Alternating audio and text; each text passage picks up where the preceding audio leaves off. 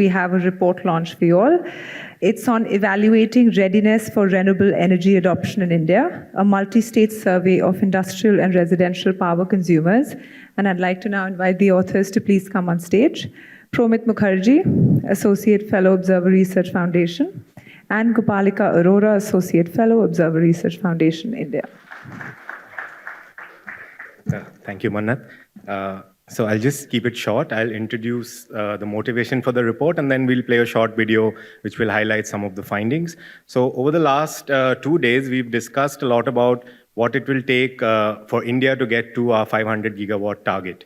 And one of the key elements of that is that we will need to look at decentralized solutions, particularly for solar energy, which means that we will need current consumers of power to actively adopt some of the solar solutions that are out there, whether that be rooftop solar, mini grids, or open access systems. So when we started this study, our key motivation was to go down to the states, go down onto the ground. So we picked 6 particular states which have a diverse kind of renewable energy profiles at present. And we surveyed about 7,000 industries and residential consumers to try to understand, one, what their current electricity consumption patterns look like, how do they fit in with what decentralized solar solutions can provide today. But more importantly, we wanted to look at what is their perception of renewable energy, particularly solar and solar rooftop, and what it would take for them to actually make the transition to these technologies. And I think the survey findings will come out, we'll show that in the video, but essentially our findings are quite encouraging in the sense that there's a lot of interest from consumers. But the challenge is, as highlighted throughout many sessions in these last 2 days, remains that how do you make solar cost effective? How do you kind of provide information on solar costs such that they could perceive that the change away from the present power consumption to solar can actually be beneficial for them. And secondly, how do you devise the right financing models which can allow them to easily adopt these solutions? And the survey findings show that there is still a lack of understanding in these areas. And we have provided several policy recommendations, which I won't get into now, but I encourage you to please pick up the report, which is outside. And with those few words, I'd like to play a short video which will kind of run us through some of the key findings from the report.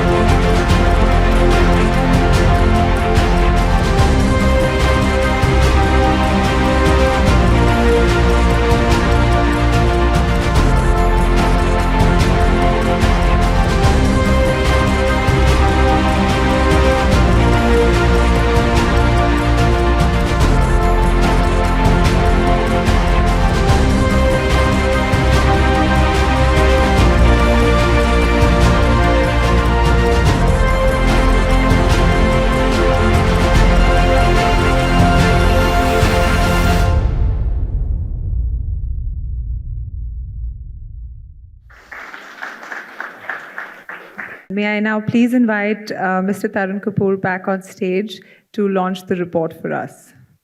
Thank you, sir. And we also have our president, Dr. Samir Saran, President ORF, on stage with us. Sir, can I now request you for your valedictory address, please? So, good evening to all the participants. I don't know what all deliberations have taken place, just came in at the last minute, but could hear a little bit about the utilities. So, as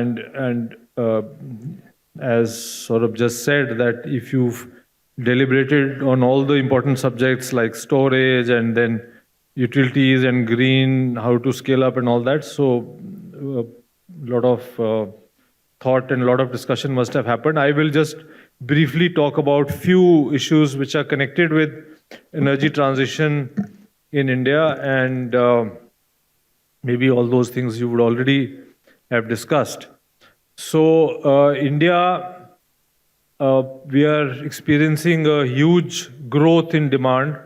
In the last 2 years, what we've seen is that in the grid, where the growth used to be 3 to 5%, it's now 10.5%. On the other side, even on the petroleum side, just the growth in demand in petrol has been over 10% in the last 1 year, and we expect that this trend will continue because large chunk of population is moving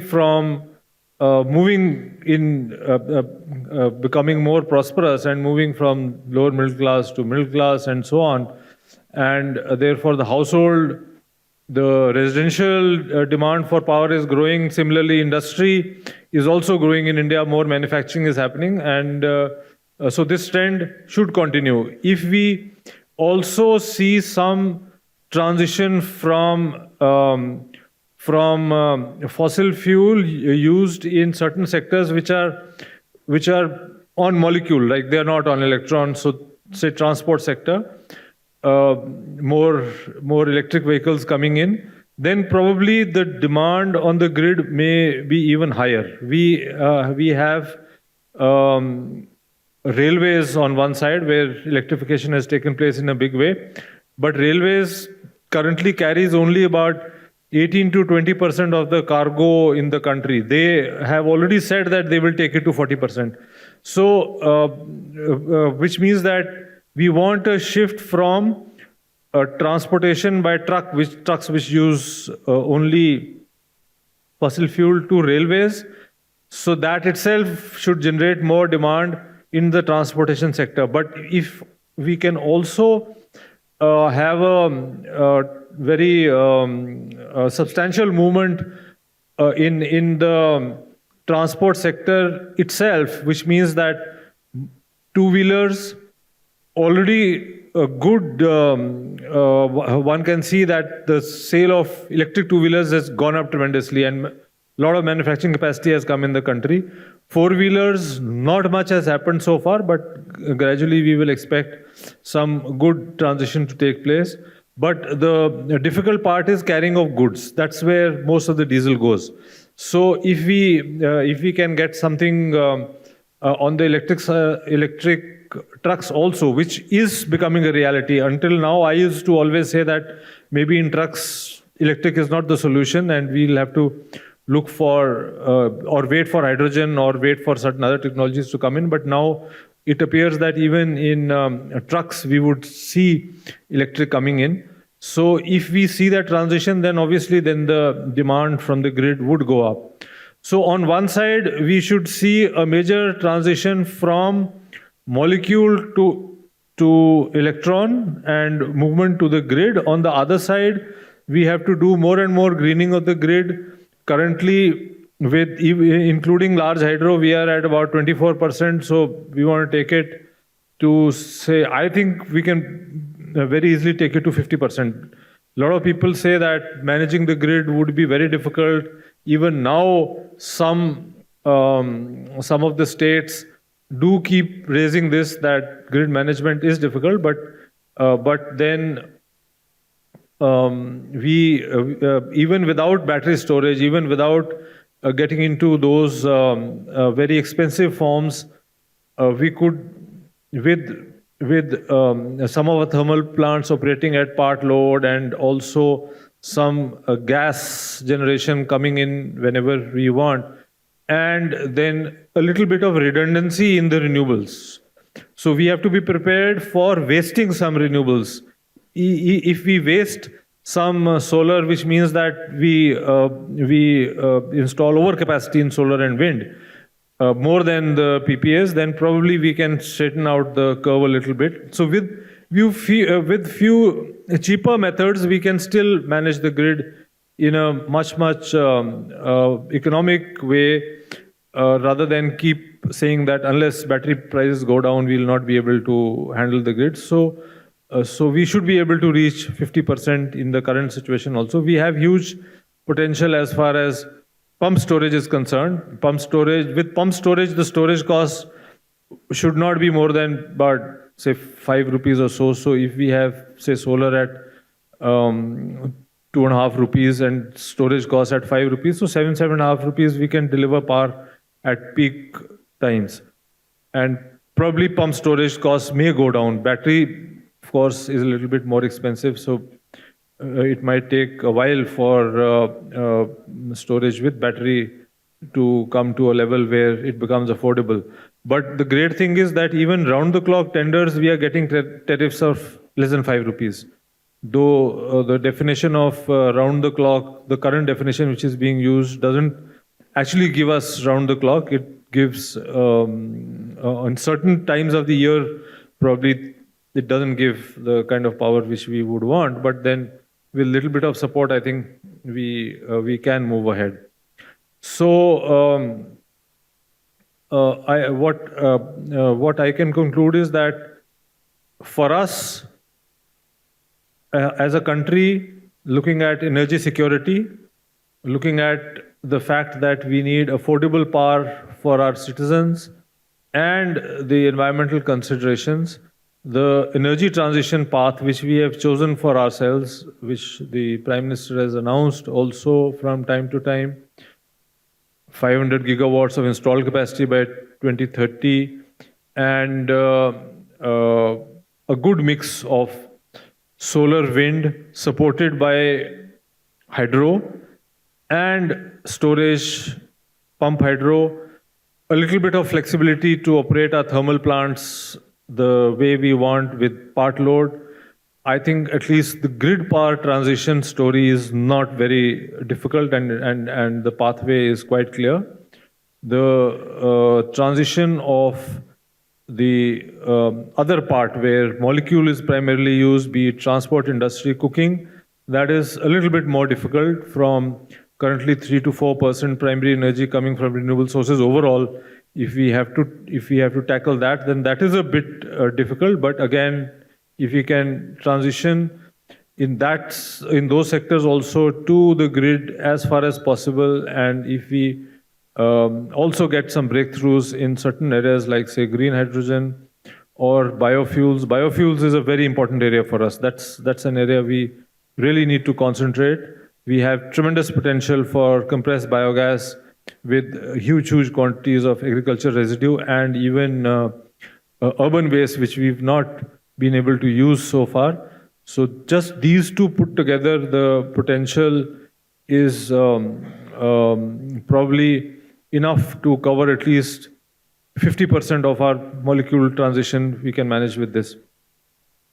So with these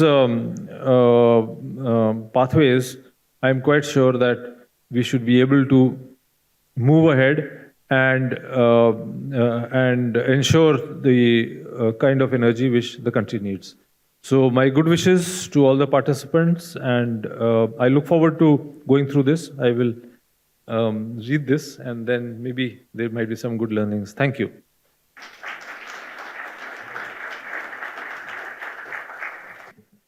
So now we are here for the final session of this dialogue.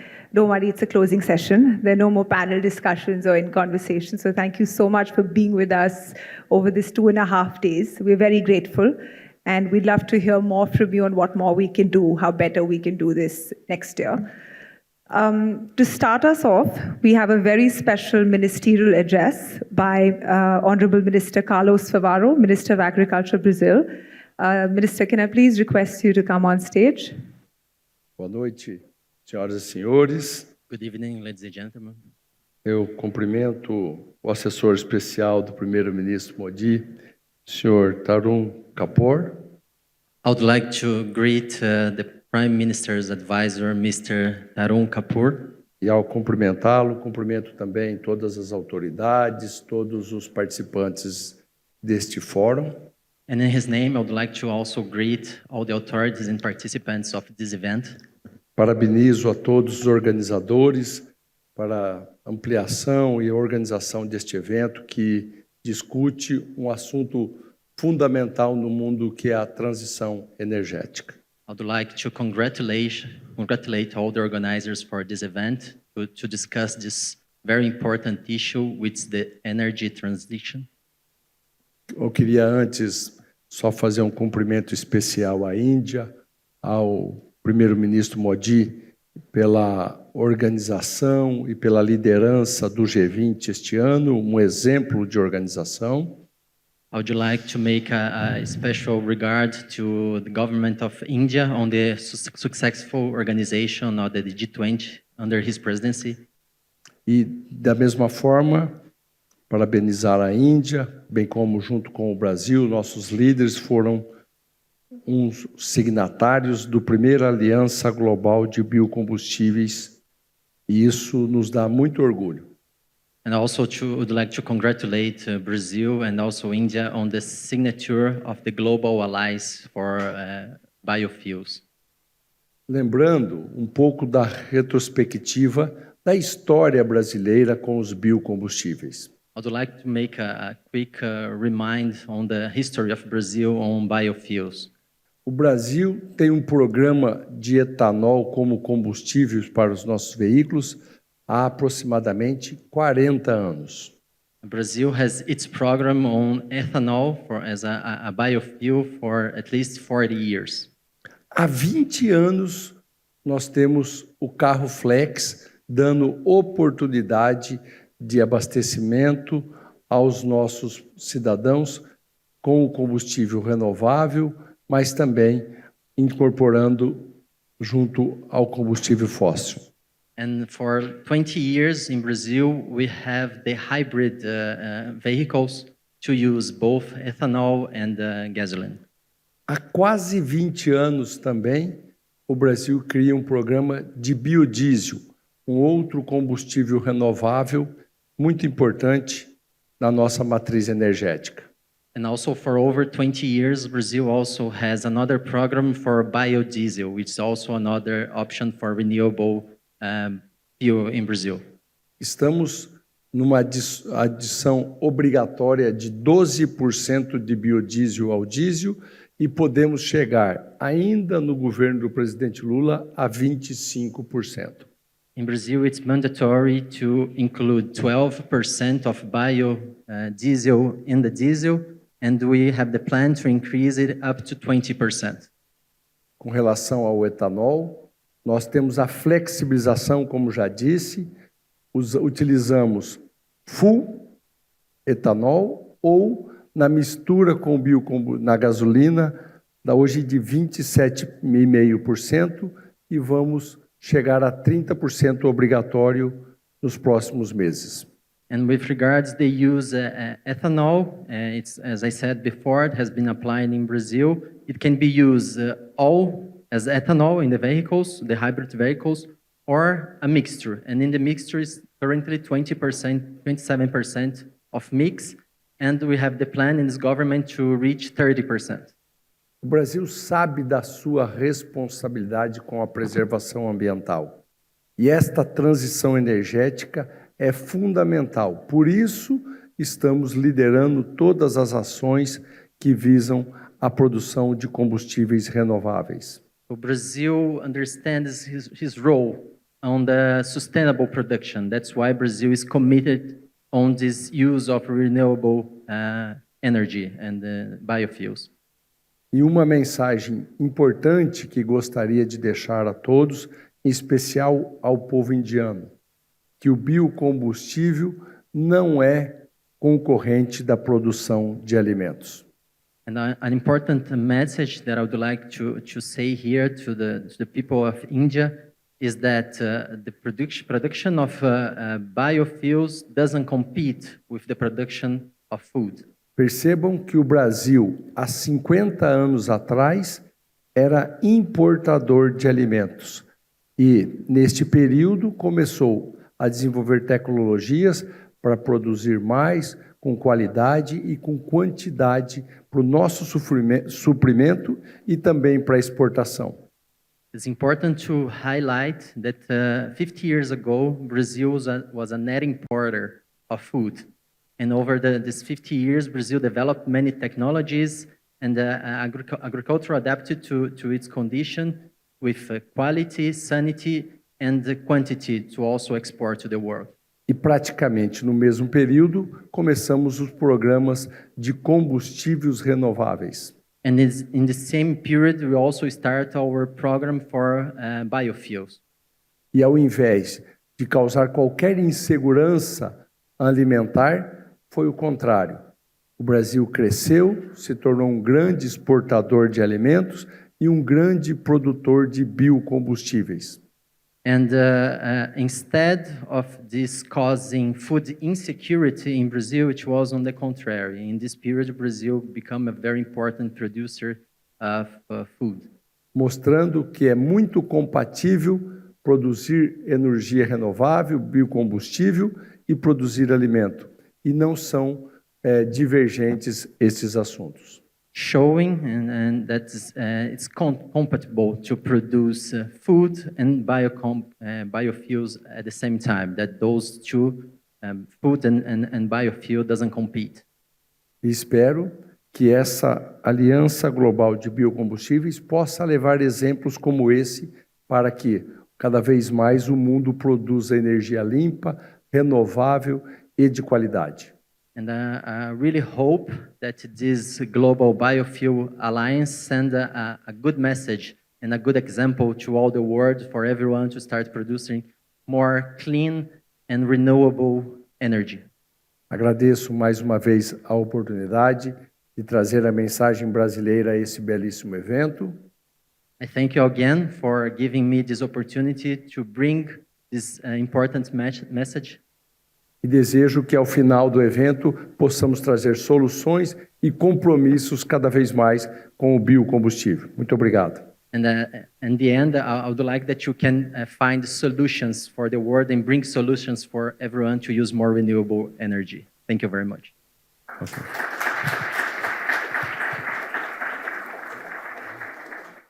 Thank you, Minister, for your address and for gracing us here with your presence this evening. We're truly honored.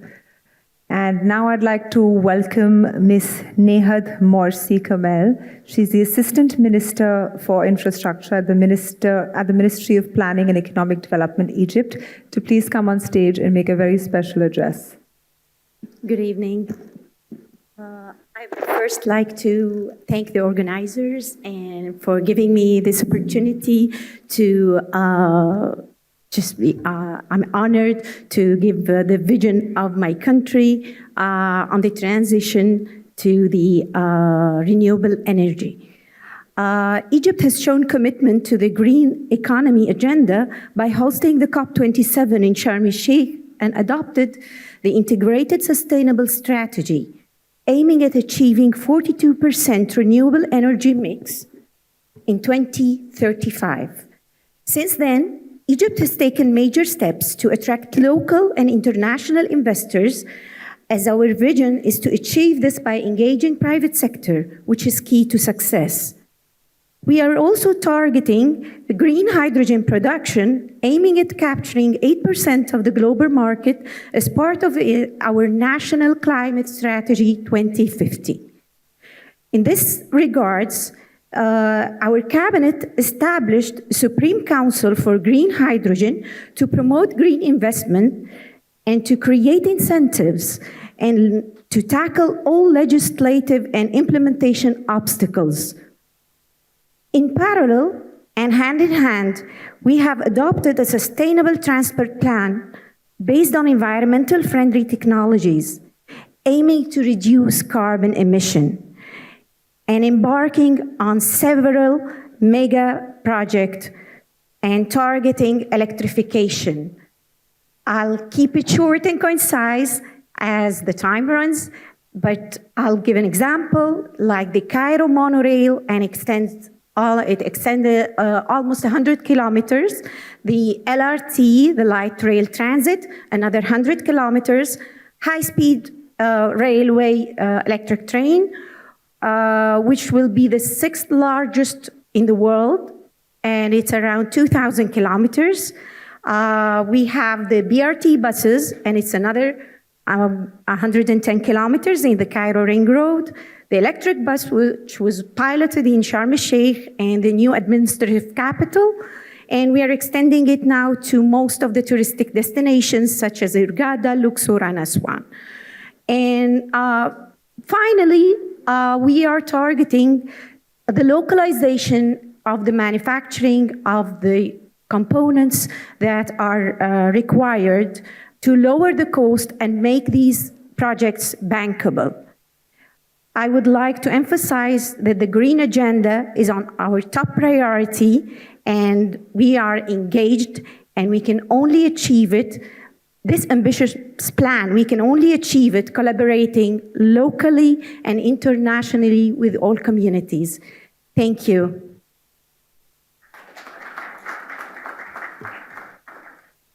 Thank you so much for your address, ma'am. And now, finally, you'll get to hear from the organizers of this dialogue. To start us off, we have Ms. Kate Willis, who is the Chief Communications Officer for Global Energy Alliance for People and the Planet. Kate, over to you for the closing remarks. Ladies and gentlemen, you must be very hungry, I feel. But thank you, ministers, for those inspiring last remarks. What better way to close the inaugural energy transition dialogues than by your addresses, capturing the high energy opportunity that we have here of India, but also of Brazil and of Egypt, the incredible progress and ambition that we're all making. On behalf of the Global Energy Alliance for People and Planet and ORF, we want to thank Niti Aayog and the G20 for the considerable support they've given this important convening. We have been truly honoured by the presence of so many great thinkers and leaders. In particular, I want to call out the ministers and senior government officials, the petroleum ministers, the ministers of industry and commerce, the vice chairman of Niti Aayog, the G20 Sherpa, Mr. N.K. Singha, Mr. Jayant Sinha, the CEO of Niti Aayog, the advisor to the PM, and I am terribly worried I might have forgotten someone, but there have been so many great thinkers who have joined us in the last few days. And of course, many, many more leaders from across the world, from Africa, from Latin America, the Caribbean, and Asia have joined us, alongside leaders from industry, from engineering, from finance, from development, civil society, young people's voices. It has been an incredible convening. And we are so grateful for your presence and for your energy, your insights and your wisdom.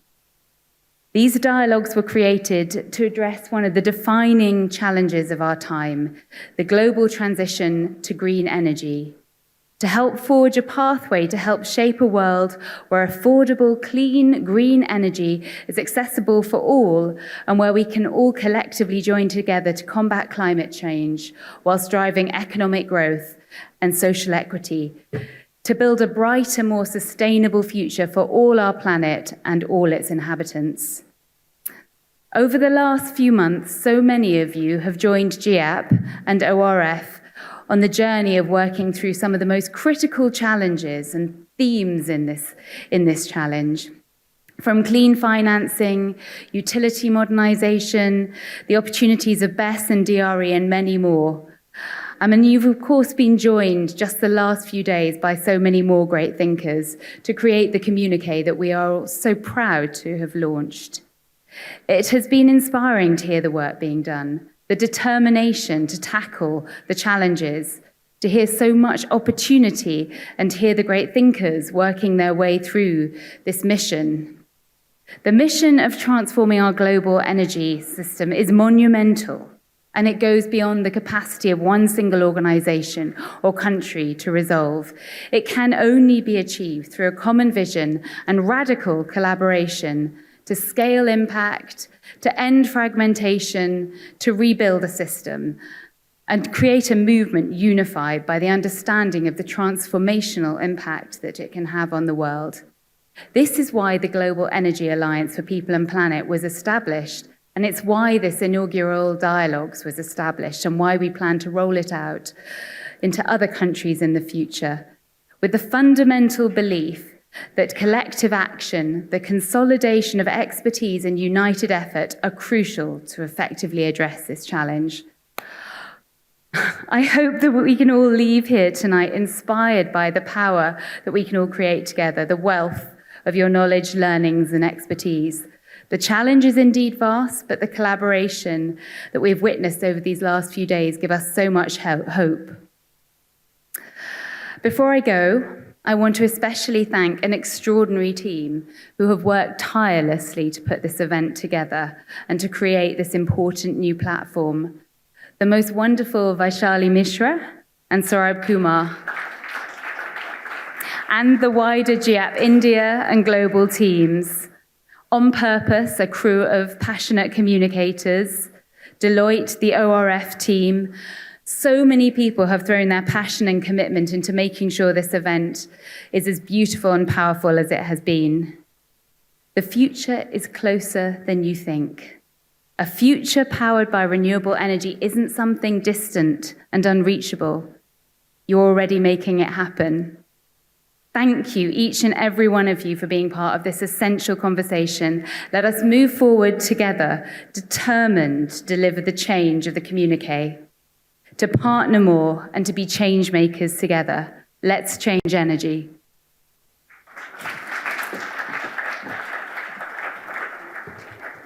Thank you, Kate. And now finally, for the last word on the dais, I'd like to welcome Dr. Samir Saran, President, Observer Research Foundation, to please come on stage and propose the vote of thanks. Look, I think all has been said and nothing more needs to be added. I think we can all take away a few learnings from the last 2.5 days. I think the first learning which resonated through this conference is that pathways exist, technologies exist, finance exists. How do we bring it all together fast enough for an action that could actually lead to a future that is sustainable, prosperous, and indeed green? And I think that's the big takeaway. Let's all bring it together. We have to take finance to retail scale. It has to be available to all who want to act on it. Technologies need to be dispersed widely. And the single most important crucial ingredient will have to be leadership. Leadership will have to go to retail scale. Climate action is now a do-it-yourself challenge. All of us have to contribute. Prime Minister Modi's call for life, for involving mobilization at a scale never seen before, where all of us participate and contribute to the choices we make, to the lifestyles we own up to the energy we purchase, and to everything we consume. I think it is now an individual challenge for all of us to contribute. No one else is going to come and do it for us. We have to do it ourselves. It's a do-it-yourself moment in climate action, and it's retail scale that is required to scale it up. The second, of course, is for those who live in this part of the world. We cannot have a green planet without having a green India. It is an impossibility. Any road to green passes through this country. We have a veto on the planet, but we have a golden opportunity, rather a green opportunity, to build and put together a future for which we were not responsible, but a future that we will certainly architect for all to benefit from. And we will be joined by many countries. We have some of them who spoke to us, Brazil, Egypt, and others who will be co-travelers in putting together a planet that serves all, and in fact, it benefits those who had been left out of the industrial age. So in many ways, the end of the fossil fuel age might also be the end of exclusions that many of us experienced at the peak of the third and second industrial revolution. So maybe the fourth industrial revolution and the green revolution might be that time when we will see inclusion and participation of all at a scale that has been unrivaled. So this is our time. Anything that goes green has to go through the Global South. Global South is green, Global South is tech, Global South is planet first. And I think that's the second takeaway, that this is our opportunity and we should grab it and seize it and make this planet designed by us. That's the second opportunity. And my final takeaway is actually all of you. Communities matter. And building coalitions, informal, formal, semi-formal, quasi-formal, use the label you like, but learn from each other, learn with each other, and walk together. And my vote of thanks, first of all, is to this wonderful community, all of you who have been with us through the 2.5 days and through the year as we planned this. This belongs to you. We were just the platform. You are the content. You are the solution. You are the journey. So thank you very much for being here and for contributing to this process. So the first vote of thanks is certainly to all of you.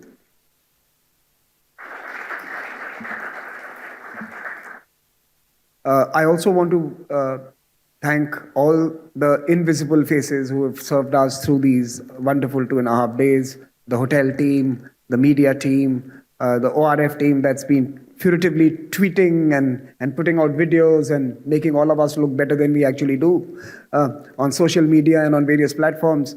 And please join me in thanking them. They've been at the back of the room, on the sidelines, and have been working so that all of us can speak and all of us can rejoice and regale and learn from each other. But every conference has a personality. You know, like human beings, every conference also tends to get a shape and a characteristic and moods and tempers and certain characteristics. I think this conference truly belongs to Mannat Jaspal. I want her to come on stage along with her colleague Gopalika. Mannat, where are you? I want you to come here, and I want Mannat and Gopalika to join me here on my left, not on the side. And I want to really thank them. Under the wise leadership of Saurabh. Saurabh, I want you to come on stage. Please come on stage. And Vaishali, where are you, Vaishali? I can't see you. Vaishali, please come on stage. These four individuals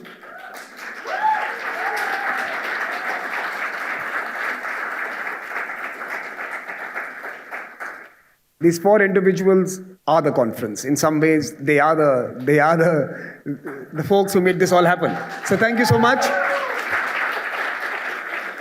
And truly, we will be back. We are going to come back bigger. We are going to come back more robust, more inclusive, with an agenda that is built on what we did this time, what we discussed this time. Next time, we are going to hear you report back on what has changed in the year since we met. We want to bring some of you inside. We want to have quick chat, quick talks, 5 minutes each. Come and tell us, how has your world changed in 5 years?